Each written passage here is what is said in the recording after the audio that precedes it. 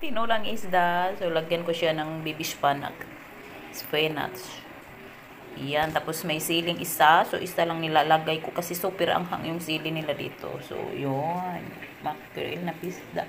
Saka may luya tayo. Lagyan natin luya sa kamatis. Yan, sabay ko na yan siya mamaya. So, ito. Sabay ko kasi super anghang nitong sili na to.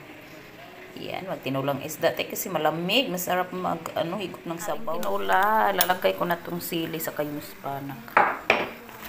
Yung gulay natin. Gusto ko kasi maraming gulay. Yan. Simpleng tinula lang. Simple pero masarap. So, maglalagay tayo ng kunting asin.